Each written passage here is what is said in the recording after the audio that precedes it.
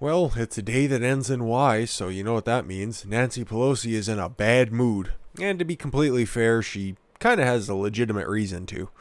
Well, I guess her housekeepers, because it was. We'll get into it in a minute. But as you can see here with the lead story, Nancy Pelosi bans gender terms like mother, daughter, father, son in house rules because why? Jesus, I thought nepotism was just kind of an unspoken rule, but now it's a censored rule. They literally just can't handle people, just living a normal life. They have to find a way to weasel themselves in wherever humanly possible. House Speaker Nancy Pelosi, Democrat from California, shocker, right? And Rules Committee Chairman James McGovern, sounds like the funnest human being alive, unveiled the rules for the 117th Congress on Friday, which contained future-focused proposals, including the elimination of gendered terms such as father, mother, son, and daughter. How are you supposed to have a conversation? People have been using those since, I don't know, a millennia at this point. Longer than that still. How about the entirety of human and, in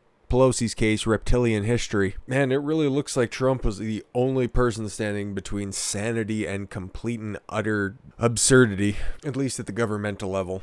We can each do our own specific parts to make sure this doesn't influence and infiltrate our own lives. But let's see what the House of Representatives, at least on the Democrats' side, won't be allowed to say. This package, which will be introduced and voted on, nobody with a set of eyes and a brain between their ears would possibly vote for this, but I might be giving Democrats a little bit more credit than they deserve. Once the new Congress convenes, includes sweeping ethics reforms, increasing accountability for the American people, and make the House of Representatives the most inclusive in history. Ugh, said the House Committee on Rules in a statement. House Speaker Nancy Pelosi went on to slur she was pleased to join Chairman Jim McGovern in introducing this visionary rules package, which reflects the views and values of the full range of historically diverse House Democratic majority. No, I'd beg to differ that this reflects anybody of substance's values. But if you guys thought for a minute Joe Biden and all of his friends would be moderates, you're sadly mistaken, because Jim McGovern is just another one of those old school, old establishment types, and they're the ones bringing in all of these rules in order to try to pander to the base that can't stand them to begin with.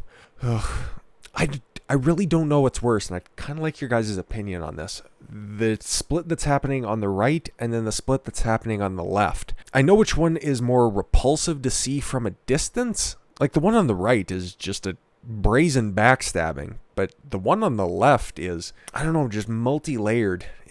They're both bad. It's just this one on the left really really doesn't have a good ending, regardless who comes out on top. But by saying top, is that offensive term implying somebody would not be willing to receive? I don't know. Thank God I'm not a Democrat. Thanks to the leadership of Chairman McGovern and our members, Democrats have crafted a package easy on the tough talk of unprecedented, bold reforms, which will make the House more accountable, transparent, oh my God, I almost got through that, and effective in our work to meet the needs of American people. Who are you helping with this, okay? Listen, bitch, this could just be a fucking simple thing saying that you're gonna exert your control and make sure to push your narrative forward in your own little fucking bubble that you have up there on Capitol Hill. Don't try to make this any more important than it actually is. The future-focused proposal reflects our priorities as a... If that's your priorities as a caucus and as a country, you have some seriously warped priorities. But to be fair, these were rolled out after she would have tied one on last night with the rest of her friends. I'm sure that they probably had a huge party and nobody was invited, unless you're on a certain person's flight logs, but we won't get into that. Within the proposals are the creation of a select committee on economic disparity and fairness. Okay, whenever the government starts to talk about fairness, I hate it with a passion, because that's one of those nebulous terms that can always be used in order to enforce whatever you're trying to enforce. Oh, it's not fair that billionaires have all the money. Well, are you willing to work 20-hour days, 7 days a week for a decade in order to get your business going, in order to be a CEO?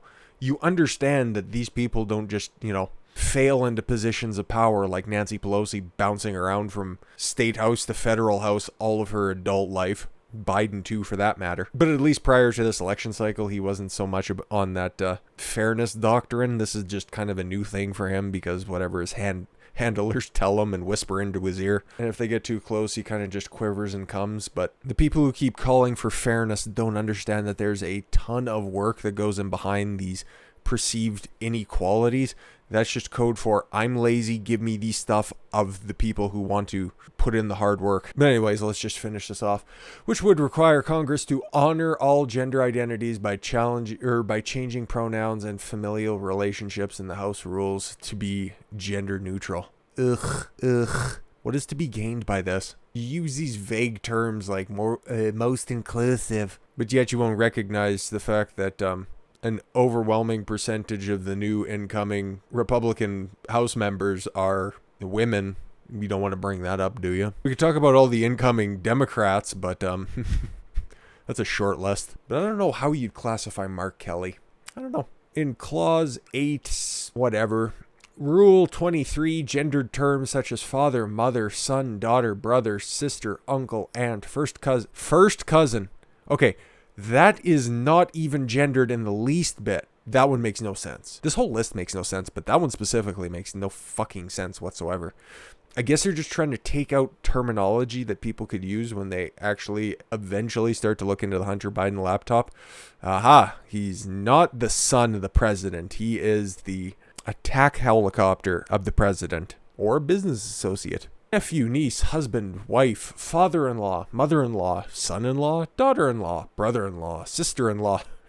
Oh boy, stepfather, stepmother, stepson, stepdaughter, stepbrother, stepsister, half-brother, half-sister, grandson, or granddaughter. Why not just extrapolate it further, because a bunch of those old crusty bastards are probably great-grandmothers and great-grandfathers. All of those terms are going to be removed. God, that's just going to make for a lot more busy work when it comes to typing up these things where you're going to have to keep repeating people's names over and over again. Or what, is everybody just going to get a number? It'll fit nicely on their sterilized uniform gray jumpsuits, I suppose. It's the world they want, okay?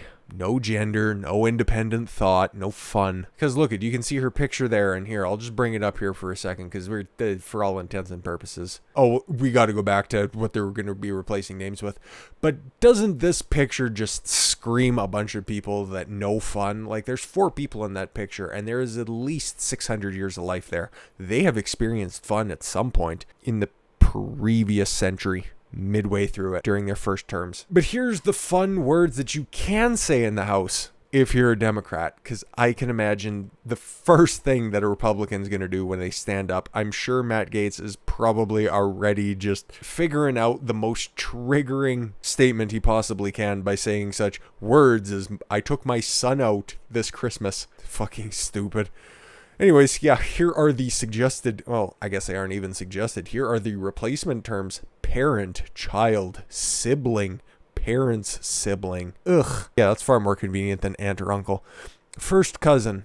What? Okay, we got to check that out because unless there was something wrong and nobody edited this article, but first cousin and first cousin is both on the approved and disapproved list. Oh my god, I just pulled up this stupid document and took a look for Rule 23 and it gets even dumber. Okay, listen, they're going to strike submit his or her resignation and insert resign. Strike he or she serves and insert such member, delegate, or resident commissioner serves. Ugh. Do they have a deal with like Big Ink cartridge in order to make more stupid print handouts? Like, ugh. Strike he or she holds to insert such member, delegates, or resident commissioner holds. Oh my god, this is so dumb. Strike father, son, mother, daughter, brother, sister, husband, wife, father-in-law, or mother-in-law. Yeah, okay, so that list doesn't include first cousin. That's not saying everything's done though. Oh yes, and pronouns get taken out as well. Himself or herself, and insert themself. Just another way to make these